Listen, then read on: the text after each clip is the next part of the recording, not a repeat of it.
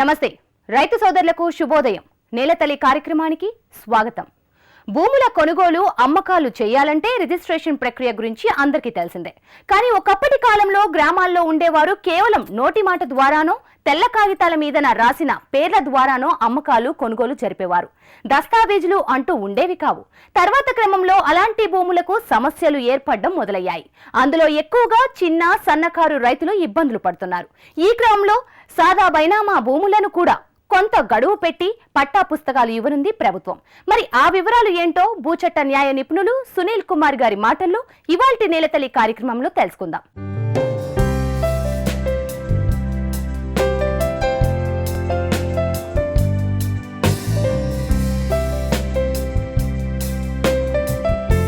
సాధారణంగా ఒక భూమిపై హక్కులు తెలపాలంటే దస్తావేజులు రూపంలో ఉంటాయి.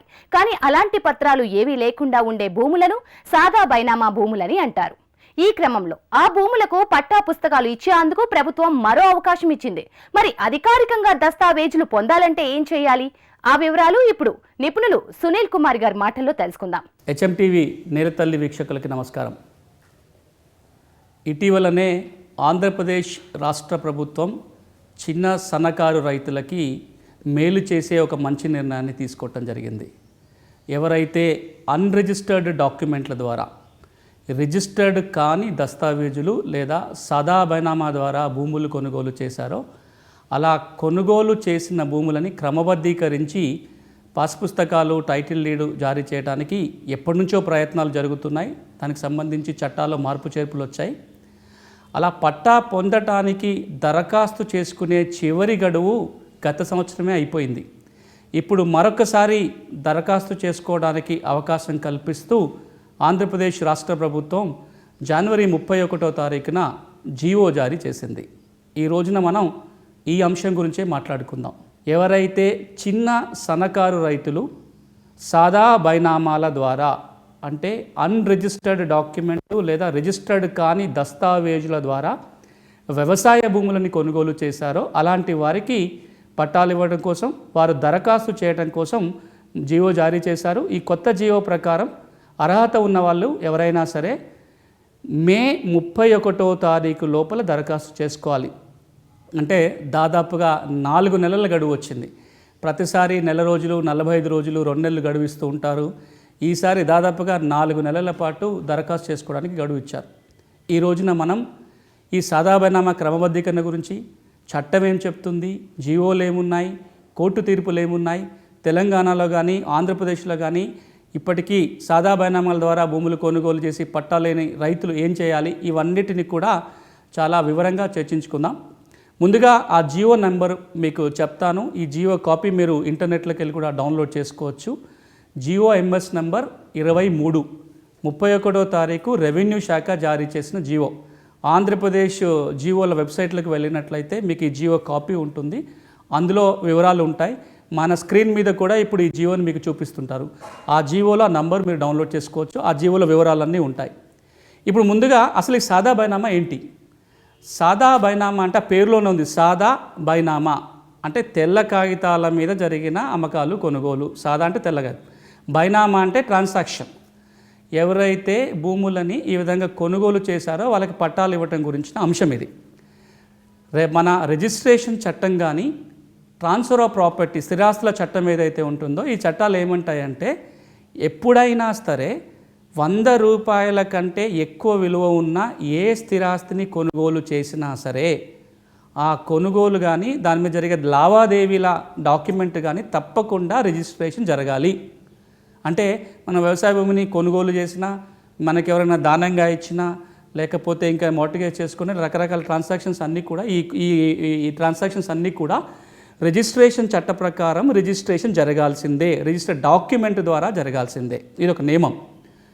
ఇక పాస్ పుస్తకాలు టైటిల్ డీడ్లు జారీ చేసే చట్టం ఏదైతే ఉందో తెలంగాణలో కానీ ఆంధ్రప్రదేశ్లో కానీ దాన్నే మనం ROR యాక్ట్ అని పాపులర్గా అంటాము. దాని పూర్తి పేరు తెలంగాణ లేదా Andhra Pradesh record of rights act. దాన్నే 1971లో తీసుకొచ్చిన పట్టాదారు passbooks act and record of rights act అంటాం. ఈ చట్ట ప్రకారము ఎవరైనా తమ వ్యవసాయ భూమికి పాస్ పుస్తకం టైటిల్ డీడ్ పొందాలన్నా వాళ్ళ పేర్లు 1Bలో ఇతర రెవెన్యూ రికార్డులో నమోదు చేయాలన్నా ఆ భూమి కనుక కొనుగోలు ద్వారా వచ్చినట్లయితే ఆ విధంగా కొనుగోలు చేసిన దస్తావేజు రిజిస్ట్రేషన్ జరిగితేనే పాస్ పుస్తకం టైటిల్ డీడ్ ఇస్తారు. ఒకవేళ వ్యవసాయ భూమిని కనుక అన్రిజిస్టర్డ్ డాక్యుమెంట్ ద్వారా, నోటి మాట ద్వారా, తెల్ల కాగితాల ద్వారా లేదా స్టాంపు కాగితాల ద్వారా మరే విధంగా కొనుగోలు చేసిన ఆ వ్యవసాయ భూమికి పాస్ పుస్తకం టైటిల్ డీడ్ ఇవ్వడానికి వీలు లేదు. అది మనం 1971లో వచ్చిన Andhra Pradesh rights in land and పట్టాదారు పాస్బుక్స్ యాక్ట్ 1971 చెప్తుంది. ROR చట్టం చెప్తుంది. దీని వచ్చిన చట్టం 71లో వచ్చింది.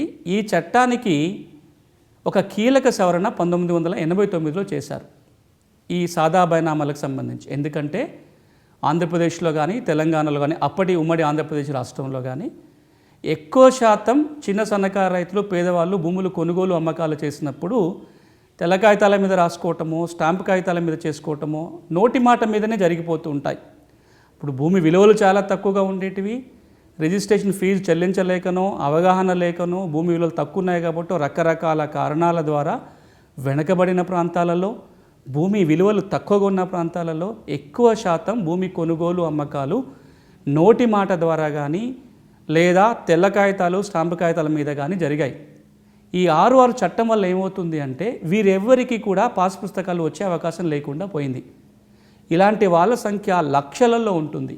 ఇటు తెలంగాణ కావచ్చు, రాయలసీమ ప్రాంతంలో కావచ్చు, లేదా శ్రీకాకుళం, విశాఖపట్నం, ప్రకాశం ఈ జిల్లాల్లో ఎక్కువగా కావచ్చు. ఈ అన్ని ప్రాంతాలలో కూడా సాదా బైనామాలు చాలా చాలా ఎక్కువగా ఉన్నాయి. మరి వీళ్ళకి పట్టాలు ఇవ్వాలంటే ఏం చేయాలి అనే ఆలోచనతోటి ROR చట్టానికి 1989లో ఒక సవరణ చేసి ఏమన్నారంటే, ఎవరైతే అన్రిజిస్టర్డ్ డాక్యుమెంట్ ద్వారా భూములు కొనుగోలు చేస్తారో వాళ్ళ ఆ కొనుగోలు కాగితానికి రిజిస్టర్డ్ డాక్యుమెంట్కు ఉన్న విలువ కల్పించే అధికారాన్ని తహసీల్దార్కి ఇచ్చారు. మరొకసారి చెప్తున్నాను, చట్టం ఏమంటుందంటే ఏదైతే సాదా బైనామా ఉందో, అన్రిజిస్టర్డ్ డాక్యుమెంట్ ఉందో, ఈ డాక్యుమెంట్కి రిజిస్టర్డ్ డాక్యుమెంట్కి ఉన్న విలువని కల్పించే అధికారాన్ని తహసీల్దార్కి కట్టబెట్టారు. అది అలా కట్టబెడుతూ కొత్తగా చేర్చిన సెక్షనే సెక్షన్ 5A 5A అనే సెక్షన్ చేర్చారు. సో ఈ సెక్షన్ ఏమంటుందంటే ఎవరైతే సాదా బైనామా ద్వారా భూములు కొనుగోలు చేశారో వాళ్ళు కనుక తహసీల్దార్కి దరఖాస్తు పెట్టుకున్నట్లయితే, ఆ చట్టంలో ఉన్న కండిషన్స్ అన్నీ ఫుల్ఫిల్ అయినట్లయితే తహసీల్దార్ గారు ఒక సర్టిఫికేట్ జారీ చేస్తారు. దాన్నే 13B సర్టిఫికేట్ అంటారు. ఈ సర్టిఫికేట్ కనుక వస్తే అన్రిజిస్టర్డ్ డాక్యుమెంట్కి కూడా రిజిస్టర్డ్ డాక్యుమెంట్కి ఉన్న విలువ ఆటోమేటిక్గా వచ్చేస్తుంది. అంటే మీరు కనుక ఒక 2 ఎకరాల భూమిని సాదా బైనామా ద్వారా కొనుగోలు చేశారు అనుకుంటే ఆ సాదా బైనామాకి డాక్యుమెంట్ విలువ ఉండదు కాబట్టి పుస్తకం రాదు. ఇప్పుడు ఈ సెక్షన్ కింద తహసీల్దార్ కనుక మీకు 13B సర్టిఫికేట్ జారీ చేసినట్లయితే ఆ సర్టిఫికేట్ జారీ అయిన తేదీ నుంచి ఆ అన్రిజిస్టర్డ్ డాక్యుమెంట్ కూడా రిజిస్టర్డ్ డాక్యుమెంట్ అయిపోయినట్టు కింద లెక్క.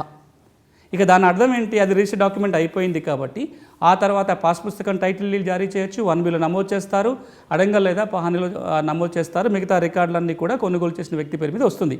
ఇది చేసిన సెక్షన్ 89లో చేర్చారు.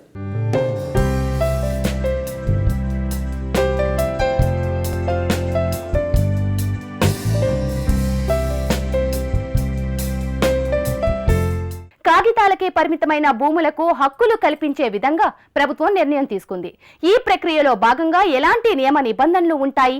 సాదా బైనామా భూములకు పట్టాలు ఇచ్చే గడువు ఎంతకాలం ఉంది? ఎంత భూమి ఉన్నవాళ్లకు ఈ చట్టం వర్తిస్తోంది? నిపుణులు సునీల్ కుమార్ గారి మాటల్లో తెలుసుకుందాం. ఈ చట్టంలో ఉన్న సెక్షన్ 5A కావచ్చు, ఈ సెక్షన్ 5A కింద ROR రూల్స్లో చేర్చిన రూల్ 22 కావచ్చు. ఈ 2 మాత్రమే ఈ సాదా బైనామాలకి దరఖాస్తు ఏ విధంగా చేసుకోవాలి, సర్టిఫికేట్ ఇవ్వాలి, పూర్తి వివరాలు ఈ 2 నియమాలలో ఉంటాయి. ROR చట్టం సెక్షన్ 5A, అదేవిధంగా ROR నియమాలలో ఉన్న 22వ నియమం. ఈ సెక్షన్ 5A రూల్ 22 ప్రకారము ఎవరైతే చిన్న సన్నకారు రైతులు ఉన్నారో, ఈ సెక్షన్ అందరికీ వర్తించదు. చిన్న సన్నకారు రైతులు ఎవరినంటారు? చిన్న సన్నకారు రైతులు డ్రై ల్యాండ్ అయితే 5 ఎకరాల కంటే తక్కువ ఉన్న వాళ్ళు, వెట్లాండ్ అయితే 2.5 ఎకరాల కంటే తక్కువ ఉన్న వాళ్ళని చిన్న సన్నకారు రైతులు అంటారు. చిన్న సన్నకారు రైతులు కనుక గ్రామీణ ప్రాంతంలో ఉన్న వ్యవసాయ భూమిని జూన్ 2, 2014 తేదీ కంటే ముందు సాదా బైనామా ద్వారా కొనుగోలు చేసి ఉన్నట్లయితే వారు మాత్రమే ఈ దరఖాస్తు పెట్టుకోవడానికి అవకాశం ఉంటుంది. ఇంతకుముందు కొనుగోలు కట్ ఆఫ్ డేటు 2000 సంవత్సరం డిసెంబర్ 31 ఉండేది. దాన్ని కాస్త మార్చి జూన్ 2, 2014 మార్చాం. ఇప్పుడు ఆ తేదీ లోపల ఎవరైనా సరే చిన్న సన్నకారు రైతులు గ్రామీణ ప్రాంతంలోని వ్యవసాయ భూమిని కొనుగోలు చేసినట్లయితే ఫారం 10 నింపి తహసీల్దార్కి దరఖాస్తు పెట్టుకోవాలి. కొత్తగా వచ్చిన జీవో ప్రకారము ఈ ఫారం 10 దరఖాస్తు పెట్టుకోవాల్సిన చివరి తేదీ 31 మే 2020. సో 31 మే 2020 తేదీ లోపల ఫారం 10 దరఖాస్తు తహసీల్దార్కి పెట్టుకోవాలి. ఇప్పుడు ఆ దరఖాస్తుని మీ సేవ ద్వారా నమోదు చేయాలి. డైరెక్ట్గా తహసీల్దార్కి ఇవ్వాల్సిన అవసరం లేదు. మీ సేవ ద్వారా ఫామ్ 10 దరఖాస్తుని పెట్టుకోవాలి. ఇక్కడ మీరు గుర్తుపెట్టుకోవాల్సింది ఏంటంటే దీనికి అర్హత ఉన్న వాళ్ళు చిన్న సన్నకారు రైతులు మాత్రమే. అది కూడా గ్రామీణ ప్రాంతంలో ఉన్న వ్యవసాయ భూమిని జూన్ 2, 2014 కంటే ముందు కొనుగోలు చేసిన వాళ్ళు మాత్రమే దరఖాస్తు పెట్టుకోవడానికి అర్హత ఉంటుంది. ఇలాంటి వాళ్ళు దరఖాస్తు పెట్టుకున్న తర్వాత అమ్మిన వ్యక్తికి కొనుగోలు చేసిన వ్యక్తికి తహసీల్దార్ గారు నోటీసులు ఇవ్వాలి. వాటిని ఫామ్ 11 నోటీస్, ఫామ్ 12 నోటీస్ అంటారు. అమ్మిన వ్యక్తికి ఫామ్ 11లో, కొనుగోలు చేసిన వ్యక్తికి ఫారం 12లో నోటీస్ ఇవ్వటం జరుగుతుంది విచారణ చేయడానికి. అదేవిధంగా సబ్ రిజిస్ట్రార్కి కూడా ఒక నోటీస్ ఇస్తారు తహసీల్దార్. ఎందుకంటే భూమి కొనుగోలు చేసిన తేదీ నాటి స్టాంప్ డ్యూటీ, రిజిస్ట్రేషన్ ఫీ నిర్ధారణ చేయటం కోసం. ఏ సంవత్సరంలో కొనుగోలు చేస్తే ఆ సంవత్సరం స్టాంప్ డ్యూటీ, రిజిస్ట్రేషన్ ఫీజు చెల్లించాలి. ఉదాహరణకి మీరు ఇప్పుడు దరఖాస్తు పెట్టుకుంటున్నారు, కానీ భూమి కొనుగోలు చేసింది 2004 సంవత్సరంలో. సో 2004 సంవత్సరంలో ఆ భూమికి స్టాంప్ డ్యూటీ, రిజిస్ట్రేషన్ ఫీ ఏది ఉంటుందో అది నిర్ధారణ చేయాలి. ఆ డబ్బులు ప్రభుత్వానికి చెల్లించాల్సి ఉంటుంది. ఇప్పుడు ఆ ఫీజు కూడా చెల్లించాల్సిన అవసరం లేదు అని గత సంవత్సరమే ప్రభుత్వం జీవో జారీ చేసింది. ఈ జీవోలో ఏమన్నారంటే ఎవరైనా 5 ఎకరాల లోపల కనుక సాదా బైనామా ద్వారా భూములు కొనుగోలు చేసినట్లయితే ఎలాంటి స్టాంప్ డ్యూటీ, రిజిస్ట్రేషన్ ఫీ కట్టాల్సిన అవసరం లేదు. ఏది లేకుండానే రెగ్యులరైజ్ చేయడానికి అవకాశం ఉంటుంది ఆంధ్రప్రదేశ్లో. తెలంగాణలో కూడా అదే పాటించారు. ఫీ కూడా మాఫీ చేశారు. ఎలాంటి ఫీజు లేకుండానే రెగ్యులరైజ్ చేయడం జరిగింది. ఒకసారి దరఖాస్తు చేసుకున్న తర్వాత నోటీసులు జారీ చేసి తహసీల్దార్ విచారణ చేయాలి. నిజంగా అమ్మకాలు, కొనుగోలు జరిగినాయా లేదా, ఎవరి ఆధీనంలో భూమి ఉంది, ఈ భూమి యాజమాన్య హక్కులకు ఏమైనా అభ్యంతరాలు ఉన్నాయా, ఈ విచారణ జరిగి భూమి కొనుగోలు జరిగింది అని నిర్ధారణకు తహసీల్దార్ వచ్చినట్లయితే ఒక ఆర్డర్ పాస్ చేయాలి. స్పీకింగ్ ఆర్డర్ ఇవ్వాలి. పలానా వ్యక్తి నుంచి పలానా భూమి కొనుగోలు చేశాడు, ఇది సాదా బైనామా క్రమబద్ధీకరణ చేయవచ్చు అని ఉత్తర్వులు జారీ చేయాలి. ఆ ఉత్తర్వుల మేరకు 13B సర్టిఫికెట్ తహసీల్దార్ గారు ఇస్తారు. ఆ సర్టిఫికెట్ జారీ చేసిన తరువాత ఈ 13B సర్టిఫికెట్లో ఉన్న వివరాల ఆధారంగా 1Bలో నమోదు చేసి పాస్ పుస్తకాన్ని, టైటిల్ని జారీ చేస్తారు. ఆ తర్వాత అడంగల్లో నమోదు చేస్తారు. ఇది ప్రక్రియ.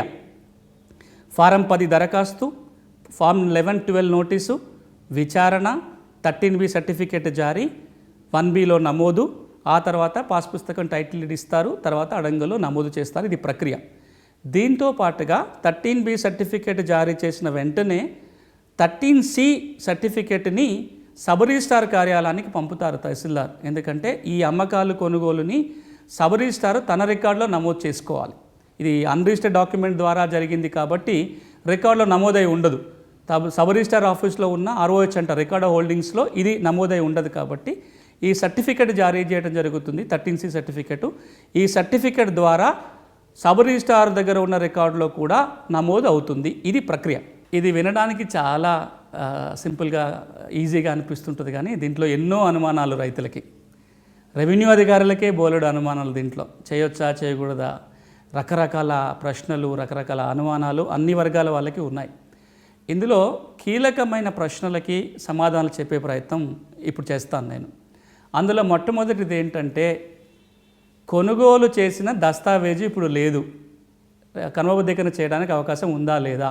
కొనుగోలు చేశారు ఒక 20 ఏళ్ళ కిందనో, 30 ఏళ్ళ కిందనో, అలా కొనుగోలు చేసిన డాక్యుమెంట్ లేకపోతే ఏం చేయాలి అనేది చాలా ప్రధానమైన ప్రశ్న. చాలామంది రైతుల దగ్గర ఆ డాక్యుమెంట్ ఉండకపోవచ్చు కూడా. ఈ విషయంలో తెలంగాణలో ఉన్న చట్టానికి ఆంధ్రప్రదేశ్లో చట్టానికి ఒక తేడా ఉంది. ఉమ్మడి రాష్ట్రంలో ఉన్న ఈ ఆర్ఓఆర్ యాక్ట్ ఏమంటుంది అంటే సాదా బైనామా క్రమబద్ధీకరణ చేయాలి అంటే ఆ సాదా బైనామా కాగితం ఉండాల్సిందే. ఎందుకంటే సెక్షన్ 5A ప్రకారము తహసీల్దార్ గారికి కాగితాన్ని క్రమబద్ధీకరించే అధికారమే ఉంది తప్ప కొనుగోలుని క్రమబద్ధించే అధికారం కాదు. ఈ వ్యత్యాసం మీరు గమనించాలి.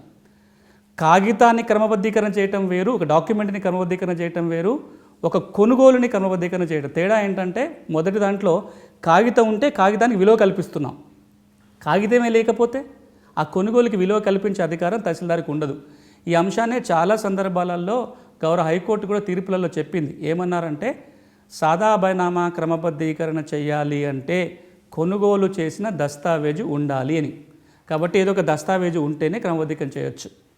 తెలంగాణలో ప్రభుత్వం ఏం చేసింది అంటే కాగితం లేకున్నా సరే నోటి మాట మీద కొనుగోలు చేసిన క్రమబద్ధీకరణ చేయొచ్చు అని చట్ట సవరణ చేశారు. 6వ చట్టంలో ఒక సవరణ తీసుకొచ్చింది తెలంగాణ ప్రభుత్వం. అలాంటి సవరణ అనేది ఆంధ్రప్రదేశ్ చట్టంలో లేదు. కాబట్టి ఇప్పుడు ఆంధ్రప్రదేశ్లో అమలులో ఉన్న ఆర్ఓఆర్ యాక్టు రూల్సు, గత 2 సంవత్సరాలుగా జారీ చేసిన జీవోలు, మొన్న 31వ తారీఖు జారీ చేసిన జీవో ప్రకారం కూడా డాక్యుమెంట్ అనేది ఉండాలి. కానీ ఇక్కడ ప్రభుత్వం ఈ ఆలోచన చేయాలి. మరి డాక్యుమెంట్ పోయిన సందర్భంలో ఏ విధంగా దీన్ని చేయాలనే దాని మీద ప్రభుత్వం చట్ట సవరణ చేయటమో లేదా కొన్ని మార్గదర్శకాలు జారీ చేస్తే రైతులకు మరింత మేలు జరుగుతుంది. కానీ ఇప్పుడున్న చట్ట ప్రకారం మాత్రం డాక్యుమెంట్ ఉండాలి. ఇక రెండో ప్రధానమైన ప్రశ్న ఏంటంటే ఇప్పుడు అమ్మిన వాళ్ళు అభ్యంతరం పెడుతున్నారు. ఎప్పుడో 10 ఏళ్ల కిందనో 20 ఏళ్ల కిందనో 30 ఏళ్ల కిందనో భూమి అమ్మారు. ఆ అమ్మిన వ్యక్తియో లేదా అతను ఇప్పుడు అమ్మిన వ్యక్తి లేడు కానీ అమ్మిన వ్యక్తి యొక్క వారసులు ఎవరైతే ఉన్నారో ఇప్పుడు అది మీ భూమి మేము అమ్మలేదని లేదా ఇది అమ్మలేదు ఇంకోటి అమ్మినామని రకరకాల అభ్యంతరాలు వస్తున్నాయి. అమ్మిన వ్యక్తి కనుక అభ్యంతరాలు పెట్టితే 13B సర్టిఫికేట్ ఇవ్వచ్చా ఇవ్వకూడదా, ఆపాలా, ఏం చేయాలి అనేది. దీనికి సంబంధించి కూడా ఉమ్మడి రాష్ట్రంలోనే ఒక జీవో జారీ చేయడం జరిగింది. ఈ రూల్స్ ప్రకారం జీవో ప్రకారం ఏంటంటే అమ్మిన వ్యక్తి అభ్యంతరం పెట్టినా సరే తహసీల్దార్ గారు స్థానిక విచారణ చేయాలి, గ్రామానికి వెళ్ళాలి, భూమి ఎవరి సాగులో ఉందో ఎంక్వైరీ చేయాలి, చుట్టుపక్కల రైతులను ఎంక్వైరీ చేయాలి, గ్రామస్తులను ఎంక్వైరీ చేయాలి. విచారణలో కనుక భూమి అమ్మకాలు కొనుగోలు జరిగింది అని నిర్ధారణ అయ్యి కొనుగోలు చేసిన వ్యక్తే భూమిలో ఉన్నట్టుగా నిర్ధారణ అయితే అమ్మిన వ్యక్తి అభ్యంతరాలు ఉన్నా సరే వాటిని పక్కన పెట్టి 13B సర్టిఫికేట్ జారీ చేయడానికి చట్టంలో అవకాశం ఉంటుంది. కానీ అమ్మిన వ్యక్తి కనుక జెన్యూన్గా ఇది యాజమాన్య హక్కు వివాదం ఉంది అని సాక్ష్యాధారాలతోటి కనుక చూపించగలిగితే ఆ యాజమాన్య హక్కు వివాదం కనుక ఏర్పడినట్లయితే తహసీల్దార్ గారు 13B సర్టిఫికేట్ జారీ చేయడానికి వీల్లేదు.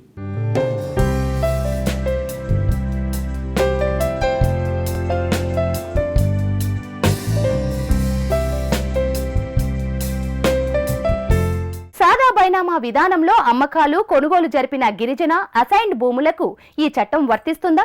కొనుగోలును నిర్ధారించే కాగితాలు లేకుండా దరఖాస్తు చేసుకోవడం సాధ్యపడుతుందా? కీలక అంశాల గురించి నిపుణులు సునీల్ కుమార్ గారు వివరణ ఇప్పుడు ఇస్తారు. మేము అసైన్మెంట్ భూములు కొనుగోలు చేశాము, దీనికి 13B సర్టిఫికేట్ ఇవ్వచ్చా? షెడ్యూల్డ్ ప్రాంతాల్లో లేదా గిరిజన ప్రాంతాలలో భూములు కొనుగోలు చేశాము, అక్కడ LTR నిబంధనలు ఉన్నాయి కదా, అక్కడ ఈ సాదా బైనామా క్రమబద్ధీకరణ చేయొచ్చా? ఈ 2 ప్రధాన ప్రశ్నలు. ముందు అసైన్మెంట్ భూముల విషయం చూద్దాం.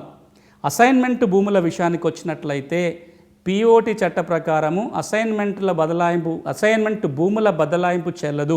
కాబట్టి మీరు అసైన్మెంట్ భూముల్ని రిజిస్టర్డ్ కాగితంతో కొనుగోలు చేసినా సాదా బైనామాతో కొనుగోలు చేసినా ఏం చేసినా దాని క్రమబద్ధీకరణ చేయడానికి వీలు లేదు. ఈ సాదా బైనామా క్రమబద్ధీకరణ అసైన్మెంట్ భూములకి వర్తించదు. గిరిజన ప్రాంత విషయానికి వచ్చినట్లయితే గిరిజన ప్రాంతాలలో సాదా బైనామా క్రమబద్ధీకరణ LTR చట్టానికి లోబడి ఉంటుంది. అంటే గిరిజనులు గనక భూములు కొనుగోలు చేస్తే LTR ఉల్లంఘన లేకుండా గిరిజనులు భూములు కొనుగోలు చేసినట్లయితే సాదా బైనామా క్రమబద్ధీకరణ చేయొచ్చు. కానీ ఈ సాదా బైనామా క్రమబద్ధీకరణ చేయడానికంటే ముందు గిరిజనులు భూములు కొనుగోలు చేసిన పట్టాలు ఇవ్వడానికి కొన్ని ఫార్మాట్లు ఉంటాయి. అక్కడ K ఫామ్ అని L ఫామ్ అని ఉంటుంది. ఆ ఫామ్స్ అన్నీ సంబంధిత అధికారులు ఆథరైజ్ చేసిన తర్వాతనే సాదా బైనామా క్రమబద్ధీకరణ చేయాలి. ఇది గిరిజన ప్రాంతాలకు సంబంధించి. ఇది పట్టణ ప్రాంతాలలో భూములో లేదా మండల హెడ్ క్వార్టర్ల దగ్గర ఉన్న భూములు కానీ వ్యవసాయేతర భూములు కానీ ఇళ్ల స్థలాలు ఇవి కొనుగోలు చేస్తే వాటిని కూడా సాదా బైనామా క్రమబద్ధీకరణ చేసుకోవచ్చా? వీటికి సాధ్యం కాదు. చట్టం చాలా క్లియర్. ఈ సాదా బైనామా క్రమబద్ధీకరణ గ్రామీణ ప్రాంతంలో ఉన్న వ్యవసాయ భూములకి మాత్రమే వర్తిస్తుంటుంది. పట్టణ ప్రాంతాలలో కానీ నగరపాలిక సంస్థలు ఉన్న చోట కానీ ఈ అర్బన్ ఏరియాలో ఎక్కడ కూడా ఈ భూముల క్రమబద్ధీకరణ చేయడానికి వీల్లేదు, సాదా బైనామా క్రమబద్ధీకరణ చేయడానికి వీల్లేదు. అంతేకాదు గ్రామీణ ప్రాంతంలో ఉన్న భూమి అయినా సరే అది నాన్ అగ్రికల్చర్ ల్యాండ్ అయితే, అంటే వ్యవసాయేతర భూమి అయితే సాదా బైనామా క్రమబద్ధీకరణ వర్తించదు, అది చేయడానికి వీల్లేదు. ఇక దీంట్లో ఉన్న మరొక ప్రశ్న ఏంటంటే, కోర్టు వివాదం ఉన్నప్పుడు, ఈ భూముల మీద కోర్టు వివాదాలు ఉన్నా సరే రెవెన్యూ అధికారులు 13B వచ్చా. దీని మీద చట్టంలో కానీ హైకోర్టు తీర్పులు చాలా క్లియర్గా ఉన్నాయి. భూమి యాజమాన్య హక్కు వివాదాలు ఉన్నట్లయితే రెవెన్యూ యంత్రాంగము 13B సర్టిఫికెట్ జారీ చేయడానికి వీలు లేదు. ఎందుకంటే ఈ చట్టం కింద, ఈ సెక్షన్ కింద యాజమాన్య హక్కులని నిర్ధారించే అధికారం తహసీల్దార్కి లేదు. కాబట్టి యాజమాన్య హక్కు వివాదం ఉన్నట్లయితే తహసీల్దార్ ఏం చేయడానికి వీల్లేదు. 13B సర్టిఫికెట్ ఉంటే సరిపోతుందా, ఆ తర్వాత మళ్ళీ పాస్ పుస్తకం టైటిల్ తెచ్చుకోవాల్సిందేనా అని? తప్పకుండా 13B సర్టిఫికెట్ అనేది మీకున్న దస్తావేజీని రిజిస్టర్ దస్తావేజ్ చేస్తుంది తప్ప దాని వెంటనే పాస్బుక్ టైటిల్ లీడు రిజిస్టర్డ్ దస్తావేజ్ ద్వారా భూములు కొనుగోలు చేసిన తర్వాత ఏ విధంగా అయితే పాస్బుక్ టైటిల్ తెచ్చుకుంటారో ఆ విధంగా తెచ్చుకోవాలి. ఈ ప్రాసెస్లో 13Bతో పాటుగా పాస్ పుస్తకం టైటిల్ లీడు తహసీల్దార్ గారు ఇస్తారు. ఒకవేళ అలా జారీ చేయకపోతే మీకు వచ్చిన 13B సర్టిఫికెట్ని మళ్ళీ తహసీల్దార్కి దరఖాస్తు పెట్టుకొని పాస్బుక్ టైటిల్ డీడ్ పొందాల్సిందే. అంతేకాదు మీరు పాస్ పుస్తకం టైటిల్ డీడ్తో పాటు ఎప్పుడూ కూడా ఈ 13B సర్టిఫికెట్ మీ దగ్గర ఉండాలి. రిజిస్టర్డ్ డాక్యుమెంట్ ద్వారా భూములు కొనుగోలు చేసి ఆ తర్వాత పాస్బుక్ టైటిల్ డీడ్ పొందినా సరే రిజిస్టర్డ్ డాక్యుమెంట్స్ మీరు ఎలా అయితే భద్రపరుచుకుంటారో పాస్ పుస్తకం టైటిల్ డీడ్తో పాటుగా ఈ 13B సర్టిఫికెట్ మీ దగ్గర ఉండాలి. ఎందుకంటే ఈ 13B సర్టిఫికెటే లింక్ డాక్యుమెంట్. మీకు భూమి ఎలా వచ్చిందో ఈ లింక్ ద్వారానే ఎస్టాబ్లిష్ అవుతుంది. కాబట్టి ఈ డాక్యుమెంట్ పెట్టుకోవాలి. 13B లేకుండా ఒక్క పాస్బుక్కే టైటిల్ లే ఉంటే రేపు పొద్దున వివాదాలు వచ్చినప్పుడు కావచ్చు, బ్యాంకులో రుణాలు తెచ్చుకోవాలన్నా సరే ఈ 13B సర్టిఫికెట్ అడుగుతారు. కాబట్టి 13B సర్టిఫికెట్ దగ్గర పెట్టుకోండి. ఇది ఓవరాల్గా. ఇంకా దీనికి సంబంధించి ఇంకా లోతైన వివరాలు కావాలి అంటే ఈ సాదా బైనామా క్రమబద్ధీకరణకు సంబంధించిన అనుమానాలు నివృత్తి చేసుకోవాలన్నా, దీనికి సంబంధించిన చట్టాలు కానీ నియమాలు కానీ కావాలనుకున్నా, ఇతర సమాచారం ఫార్మాట్లు కావాలనుకున్నా దీని అంతా కూడా ఒక పుస్తక రూపంగా రూపొందించాము. రాబోయే రోజులలో మన వెబ్సైట్లో పెడతాము. వాటి వివరాలు కూడా ఇక్కడ అందజేయడం జరుగుతుంది. అంతేకాకుండా మీకు ఎవరికైనా సరే ఈ పుస్తకం కాపీ కావాలంటే, సాఫ్ట్ కాపీ కావాలనుకున్నట్లయితే మనము రైతులందరికీ కూడా ఉచితంగా భూమికి సంబంధించిన పుస్తకాలు, మెటీరియల్, సమాచారం అందించడం కోసం వాట్సాప్లో ఒక గ్రూప్ మనం మెయింటైన్ చేస్తున్నాము. మీరు ఆ గ్రూపులో చేరినట్లయితే ఈ పుస్తకాలన్నీ మీకు పంపడం జరుగుతుంది. ఆ గ్రూపులో చేరాలంటే కనుక 9000222674 అనే నంబర్కి ఒక వాట్సాప్ మెసేజ్ పంపండి. గ్రూపులో చేర్చండి అని ఒక మెసేజ్ పెట్టండి. మిమ్మల్ని ఆటోమేటిక్గా గ్రూపులో చేరుస్తారు. ఈ మెటీరియల్ అంతా వస్తుంది. ఈ పుస్తకాన్ని కూడా పంపడం జరుగుతుంది.